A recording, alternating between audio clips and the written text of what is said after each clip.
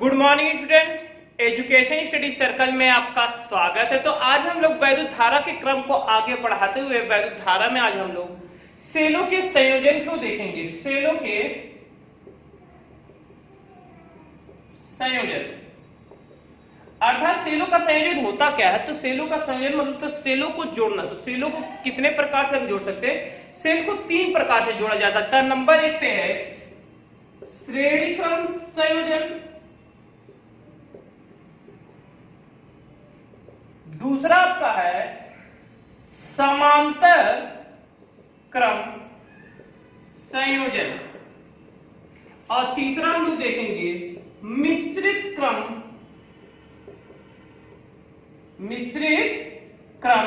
संयोजन। तो देखिए, संयोजन का मतलब होता है कि सेलों को जोड़ना।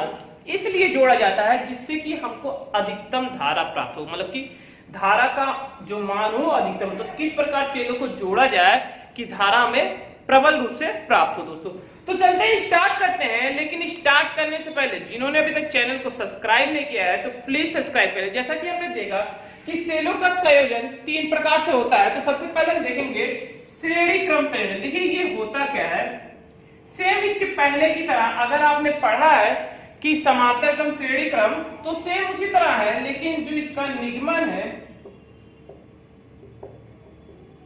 वो अलग है। देखिए इसमें क्या होता है, इसमें जो इस संयोजन में प्रथम सेल का माइनस ध्रुव दूसरे सेल के धन ध्रुव से जुड़ा होता है, मतलब दूसरे सेल के धन ध्रुव से जुड़ा होता है। दूसरे सेल का माइनस ध्रुव तीसरे सेल के धन ध्रुव से जुड़ा होता है और तीसरे सेल का माइनस ध्रुव चौथे सेल के धन ध्रुव से जुड़ा होता है और इसी क्रम में आगे बढ़ता जाता है। ठीक, माना श्रेणी क्रम में जुड़े सेलों की संख्या यानी माना श्रेणी क्रम के संयोजन में सेलों की संख्या कितनी है? n, तथा उसमें उसका आंतरिक प्रतिरोध कितना है? r है।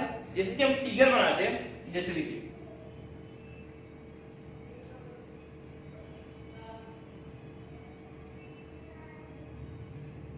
ये K है आपकी कुंजी। थोड़ा छोटा फिगर बनाते हैं।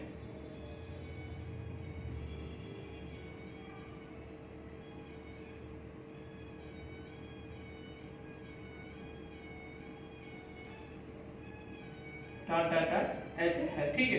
मान लेते हैं ये ई आपका ये विद्युत वाहक बल है, ये R है और ये कैपिटल R, ठीक है।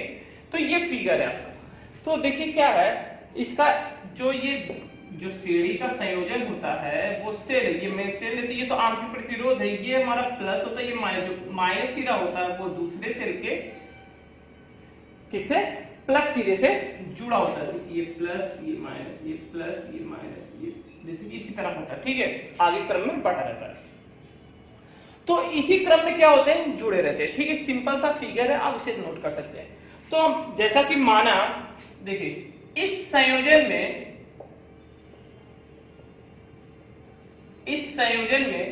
में क्या होता है, सेल का जो इस संयोजन में प्रथम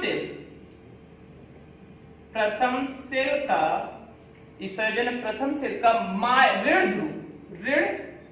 ध्रुव इसे ध्रुव पढ़ते हैं, ठीक है। ऋण ध्रुव दूसरे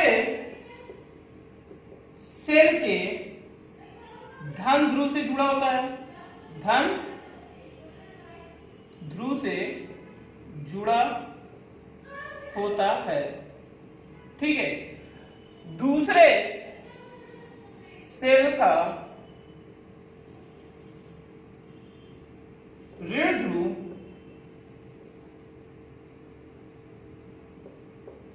तीसरे सेल के धन ध्रुव से जुड़ा होता है।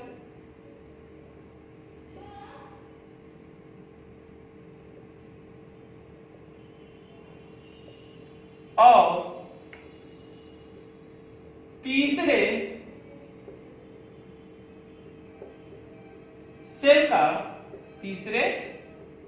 का ऋण ध्रुव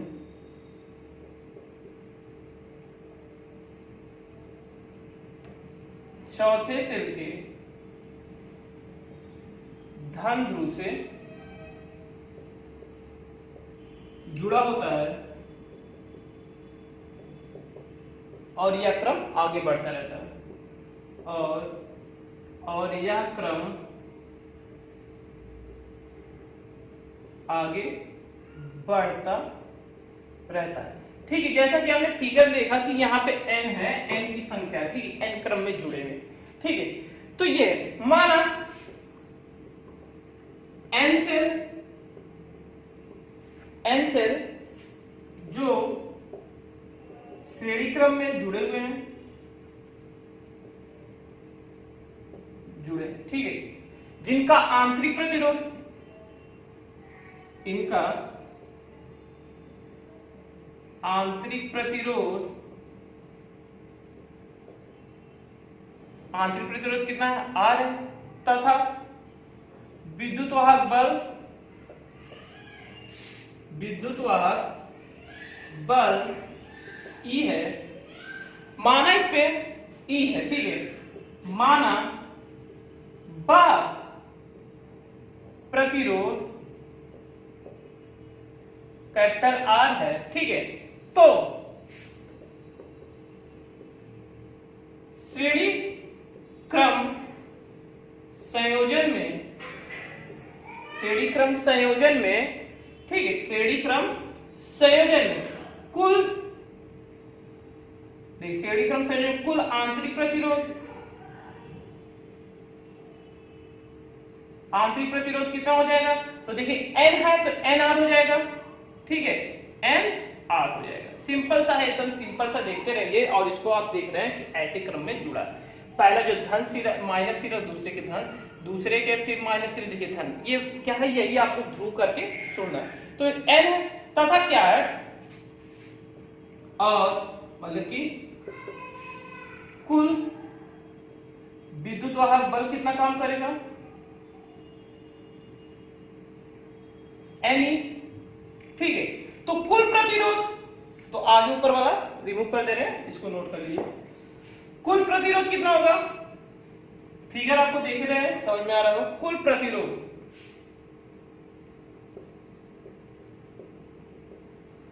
प्रतिरोध कितना हो जाएगा, तो NR प्लस R, ठीक है। प्रतिरोध में बहने वाली धारा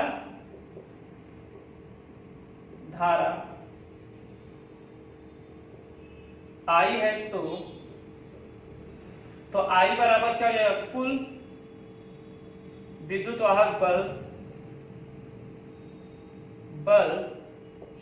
बटे क्या हो जाएगा, कुल विद्युत वाहक बल बटे कुल प्रतिरोध, ठीक है। तो I बराबर क्या हो जाएगा, देखें कुल विद्युत वाहक बल कितना है, Ne है, और कुल प्रतिरोध NR प्लस R, ठीक है, R प्लस NR, तो ये कुल हमारा प्रतिरोध। सिंपल सा फिगर है। इसकी कुछ विशेष स्थितियां हैं, क्या है देख लेते हैं। देखिए इसकी कुछ विशेष स्थितियां में हम लोग देखेंगे, फिगर आपको समझ में आ गया होगा। कुछ विशेष स्थितियां, नंबर 1, यदि NR से बहुत बड़ा R हो तो, ठीक है, तो अगर NR से बहुत बड़ा, मतलब कि जो NR हमारा आंतरिक प्रतिरोध बहुत कम हो और बाह्य प्रतिरोध बहुत अधिक हो, तो यदि आंतरिक प्रतिरोध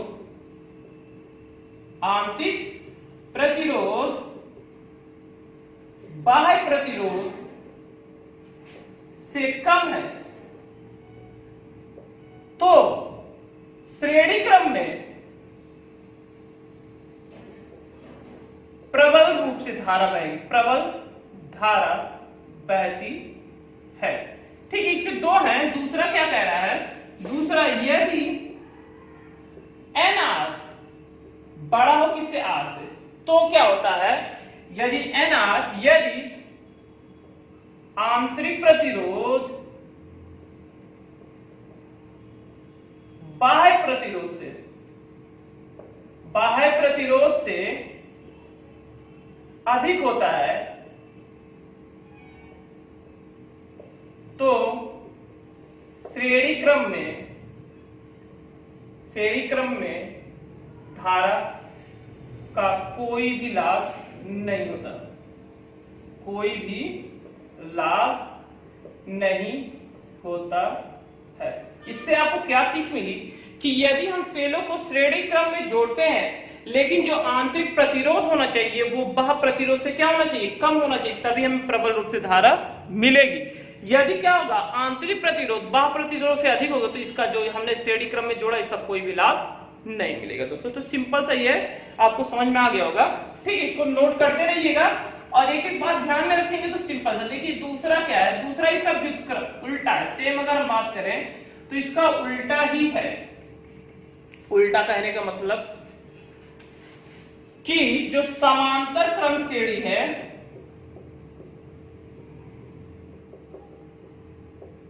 समांतर क्रम श्रेणी की बात करें तो जैसे कि इसमें आपने देखा कि जो NR का मान कम था R से, मतलब बाह्य प्रतिरोध, तो ही क्या हमको प्राप्त हुआ, बहुत अधिक धारा प्राप्त, प्रबल रूप से धारा प्राप्त। लेकिन समांतर क्रम में अगर आंतरिक प्रतिरोध अधिक होता है किससे, R से, तो हमें प्रबल रूप से धारा प्राप्त होती है, नहीं तो हमें प्रबल रूप से धारा नहीं प्राप्त होगी। तो ये क्या है, ये एक दूसरे के व्युत्क्रम होते हैं, मतलब श्रेणी समांतर क्रम एक दूसरे से ऐसा मान सकते हैं व्युत्क्रम। जैसे इसका फिगर देखें अगर आप, तो देखिए ये फिगर है,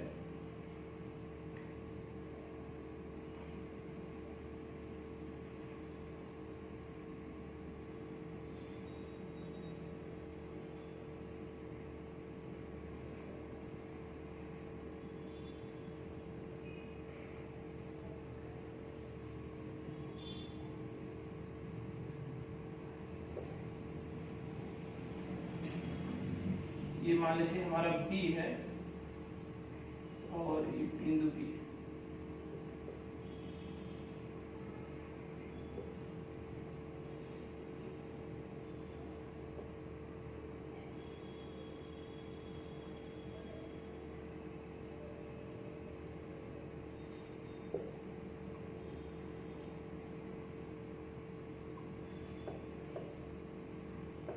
ठीक है, ये फिगर सिंपल सा, ये फिगर ये भी देख लीजिए।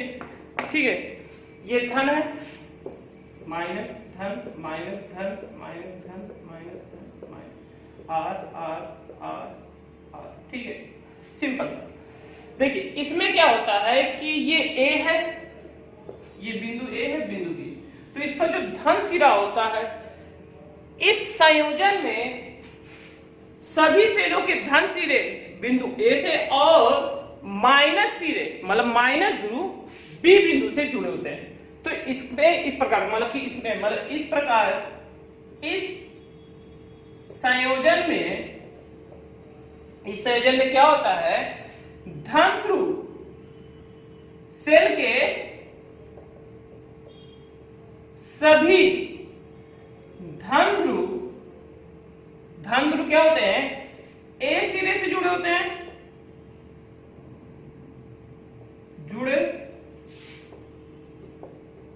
हैं, तथा माइनस ऋण ध्रुव, सभी ऋण ध्रुव किससे जुड़े होते हैं, B बिंदु से जुड़े होते हैं। सेम उसी तरह से फिगर है, आप समझ रहे हैं। ठीक है, तो ये है आपका, इसमें देखा आपने ये देखा, तो इसमें क्या होता, माना सेलों की संख्या कितनी है, माना n सेल है, माना n सेल है। ठीक है, माना n सेल है, ठीक है, n सेल है जिस पर, तो n सेल है जिसका आंतरिक प्रतिरोध कितना है,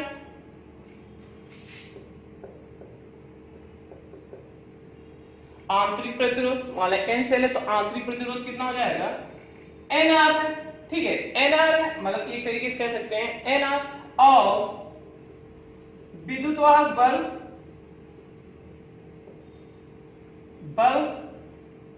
NE है, तथा बाह्य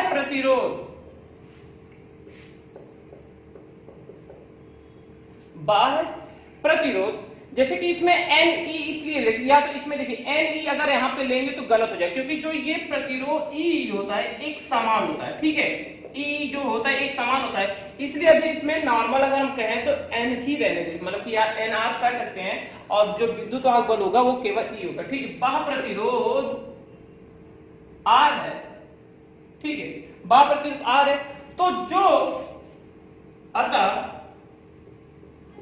एन आंतरिक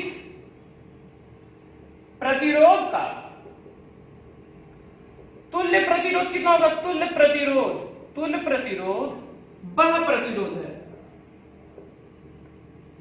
प्रतिरोध एन आंतरिक प्रतिरोध का तुल्य प्रतिरोध बाह्य प्रतिरोध आर है, मतलब आर है, तो 1/r बराबर क्या हो जाएगा, 1/r1 + 1/r2, या तो आर आर ही है, ठीक है, यहाँ पे r1 है प्लस r3 डैट n तक, तो यहाँ पे 1/r1 बराबर हो जाएगा n/r, ठीक है, यहाँ पे r हटा देंगे तो ये क्या हो जाएगा, ये आपका हो जाएगा, ठीक है, n/r हो जाएगा, क्लियर है, ठीक है। तो r बराबर क्या हो जाएगा, r बराबर हो जाएगा r/n।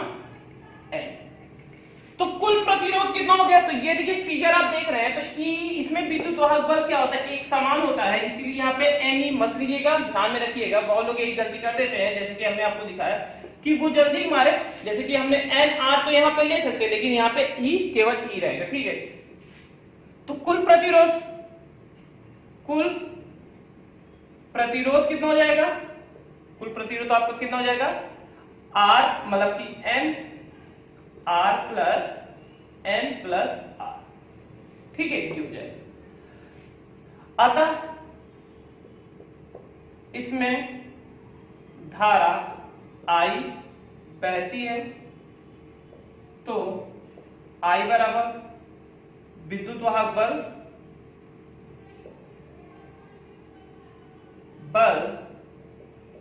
बटे क्या हो जाएगा, कुल आंतरिक प्रतिरोध,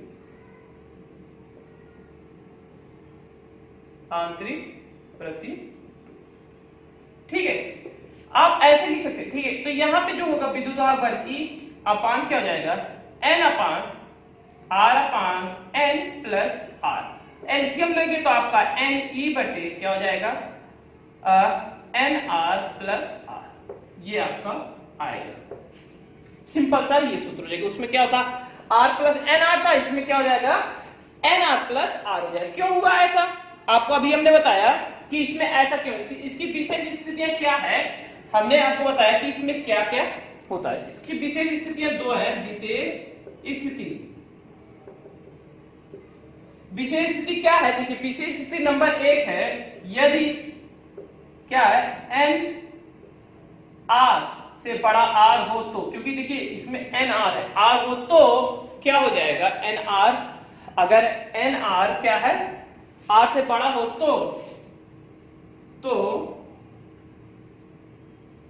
तो धारा, तो प्रबल धारा नहीं बहेगी, अर्थात इस क्रम का कोई फायदा ही नहीं होगा, इस क्रम का तो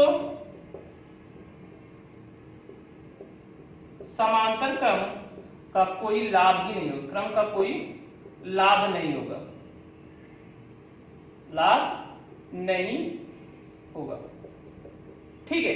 अगर जैसे कहा गया है कि इसमें अगर ऐसा हो जाए तो क्या हो जाएगा, कोई लाभ ही नहीं होगा। दूसरे में क्या है हमारा, दूसरे में क्या होना चाहिए, एन आर बड़ा होना चाहिए किससे, आर से। अगर एन आर से बड़ा है तो क्या होगी, प्रबल रूप से प्रबल धारा बहेगी, ठीक, ये ध्यान में रखिएगा। धारा कब बहेगी, जब आंतरिक प्रतिरोध का मान अधिक होगा। इसके पहले वाले में हमने देखा था कि बाह्य प्रतिरोध का मान अगर अधिक होता है तो धारा बहती है, ये एक दूसरे क्या है, क्रम है, सिंपल सा है। तो प्रबल धारा बढ़ाने के लिए समांतर क्रम में आंतरिक प्रतिरोध का मान अधिक होना चाहिए, और लेकिन श्रेणी क्रम में बाह्य प्रतिरोध का मान अधिक होना चाहिए, ठीक है। बहुत ही सिंपल नियमन है, आप देख रहे हैं। इसमें कुछ क्वेश्चन लगते हैं जो एग्जाम में अक्सर पूछा जाता है। अब आते हैं मिश्रित क्रम में। बहुत ही सिंपल तरीके से आपको बताया जा रहा है मिश्रित क्रम क्या है। मिश्रित क्रम, मिश्रित क्रम, देखिए मिश्रित क्रम है क्या। अगर हम बात करें मिश्रित क्रम में, तो इस संयोजन में n सेल समांतर क्रम में जुड़े होते हैं, मतलब कि n सेल जो होते हैं श्रेणी क्रम में जुड़े होते हैं। मतलब इस संयोजन में जो सेल होते हैं वो श्रेणी क्रम में जुड़े होते हैं, लेकिन कुछ सेल आपस में क्या होते हैं श्रेणी क्रम में, कुछ सेल आपस में समांतर क्रम में जुड़े होते हैं। कुछ सेल आपस में क्या होते हैं समांतर क्रम में जुड़े होते हैं। माना सेलों की संख्या कितनी है, माना n सेल है श्रेणी क्रम में, लेकिन m पंक्ति में जुड़े हुए हैं। n सेल है जो श्रेणी क्रम में है लेकिन m पंक्ति में जुड़े हुए हैं। ठीक है, जैसे आप देख सकते हैं, जैसे फिगर इसका देखिए, ये भी फिगर है a और b। अभी आपको हम दिखा दे रहे हैं, जैसे ये हमारा, ठीक है, डॉट डॉट डॉट,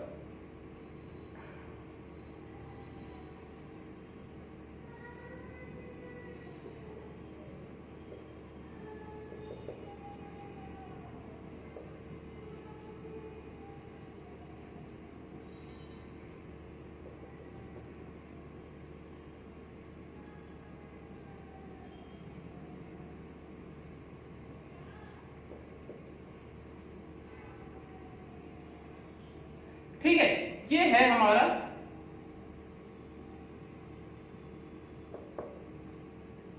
ए, ये है मतलब ई ई ई ई ई, विद्युत वाहक बल है ये,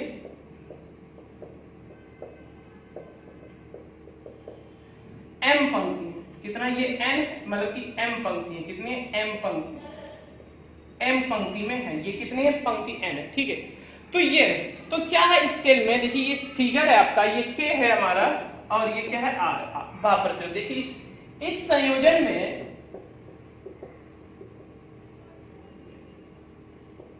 इस संयोजन में क्या होते हैं, इस संयोजन में सेल श्रेणी क्रम में जुड़े होते हैं, जुड़े होते, लेकिन श्रेणी क्रम के, लेकिन श्रेणी क्रम आपस में समांतर क्रम में जुड़े होते हैं। श्रेणी क्रम के सेल आपस में समांतर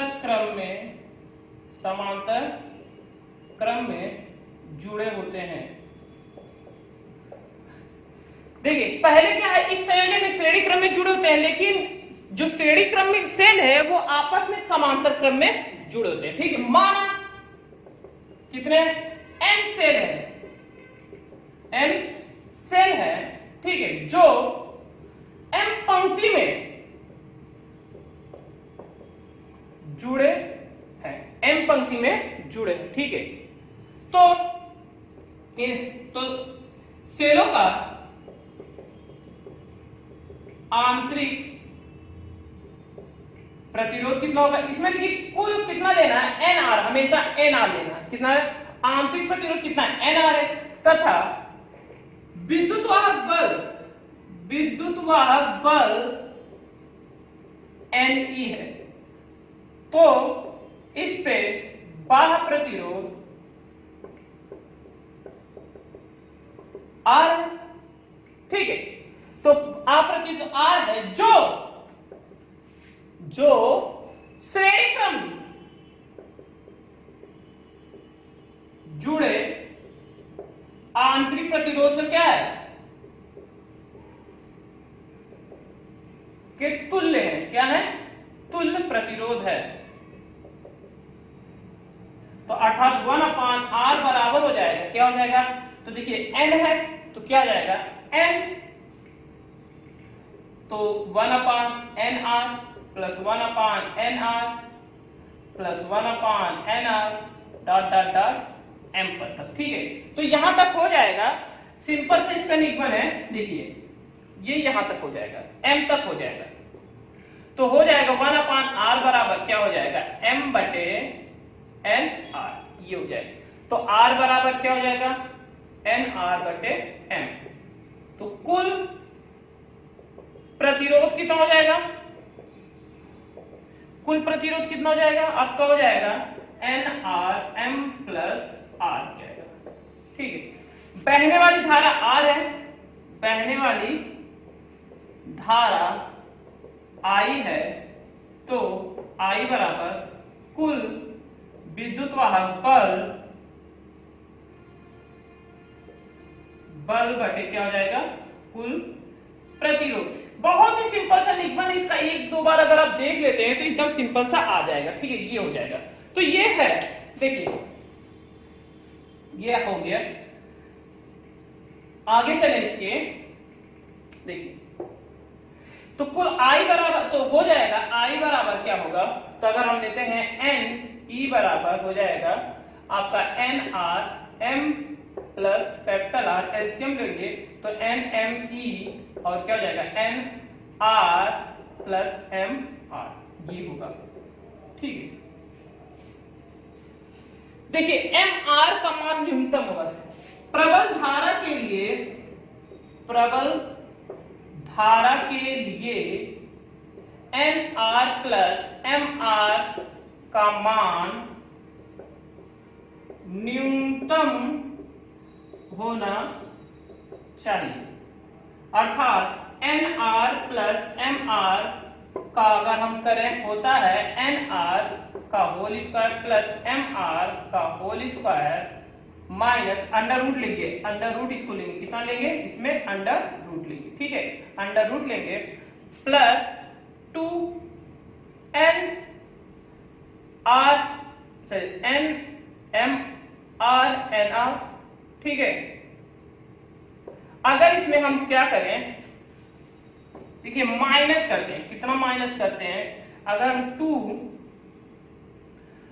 under root M R N R करते हैं तो यहां पे 4 करना पड़ेगा, तो ये क्या हो जाएगा, तो ये बचेगा N R plus M R बराबर होगा N R plus M R का हो जाएगा N R under root plus M R का होल स्क्वायर, क्या होगा माइनस, यहां पे क्या हो जाएगा माइनस, माइनस होगा, अर्थात माइनस का मतलब हो जाएगा ये जो ये होल स्क्वायर आएगा अर्थात ये हो जाएगा। अर्थात इसमें थोड़ा सा देखेंगे और अच्छे समझेंगे तब समझ में आएगा। देखिए अर्थात क्या होगा, अर्थात जो N R minus N R बराबर 0, तो 0 के जो शून्य होगा। ठीक है, तो एन एम आर बराबर हो जाएगा एन आर, तो ये क्या हो जाएगा आर बराबर हो जाएगा एन आर बटे एम। अगर प्रबल धारा तब बहेगी जब दोनों क्या होंगे, जब आंतरिक प्रतिरोध और बाह्य प्रतिरोध क्या हो, और बाह्य प्रतिरोध बराबर हो। ठीक है, तभी ये प्रबल धारा बह सकती है। ठीक है, अब इसका मान अगर हम देखिए, ये हमारा फिगर, ये तो सिर्फ वैसे निकाला गया, ये हमारा जो समीकरण है यही है, नंबर जो है हमारा समीकरण नंबर 1 ये तो सिर्फ निकालने के लिए हमने ध्यान दिया। तो अगर हम r का मान रखते हैं तो i का मान क्या हो जाएगा एन एम ई बराबर, यहाँ पे देखिए r का मान क्या रखा गया है एन आर प्लस हम m और कैपिटल R के स्थान पे क्या लिख सकते हैं एन आर बटे एम, एम से कैंसिल हो जाएगा, तो N M E I maximum के लिए मतलब मैक्सिमम धारा के लिए क्या हो जाएगा 2 क्या हो जाएगा 2nr, तो n से कैंसिल हो जाएगा, तो me प्लस 2r। ठीक है, ये हो जाएगा। दूसरा, यदि और इसी का तरीके करेंगे तो स्मॉल r बराबर क्या हो जाएगा mr बटे r। तो यहां पे फिर अगर समीकरण 1 से लिए देखिए i मैक्सिमम के लिए निकाल रहे हैं, अधिकतम धारा के लिए, अधिकतम धारा के लिए आपको ये निकाला, अधिकतम धारा मतलब आई मैक्सिमम के लिए दूसरा क्या होगा, तो यहाँ पे रख दीजिए समीकरण 1 में एन एम ई बराबर, तो एन के स्थान पे क्या रखेंगे, एम आर प्लस क्या हो जाएगा, एम आर प्लस एन, और क्या हो जाएगा आपका,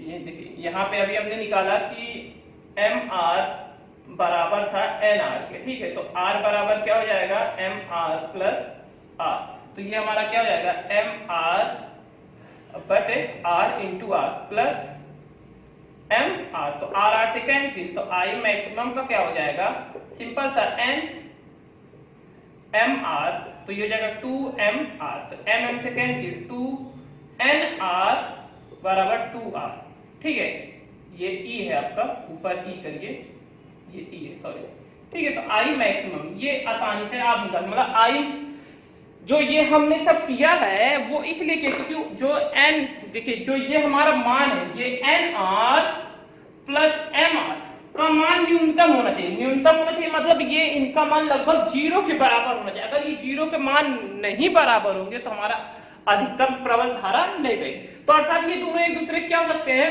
बराबर हो सकते हैं, क्या हो सकते हैं, बराबर हो सकते हैं, अर्थात जब बराबर होंगे तो हमने समीकरण रखा, तो आई मैक्सिमम के लिए या तो ये फार्मूला लगाना है या तो ये फार्मूला, मतलब एम ई बटे स्मॉल आर एन ई बटे 2r, तो ये मैक्सिमम के लिए फार्मूला आप निकाल सकते हैं बहुत ही मिश्रित क्रम में, मिश्रित क्रम का फार्मूला ज्यादा करके ये लगेगा, एन एम ई बटे N R plus M R के सूत्र से आप मैक्सिमम धारा मतलब कि सेलों के मैक्सिमम धारा के बारे में निकाल सकते हैं जो मिश्रित क्रम में, ठीक है दोस्तों, ये बहुत ही सिंपल नियम है, आपको अच्छे समझ में आएगा दोस्तों, अगर नहीं कोई भी परेशानी हो रही है तो आप कमेंट करके जरूर बताइएगा दोस्तों, और अगर वीडियो पसंद आया तो चैनल को लाइक, और जिन्होंने चैनल को सब्सक्राइब नहीं किया तो प्लीज सब्सक्राइब करें दोस्तों, नए वीडियो में नई जानकारी प्रस्तुत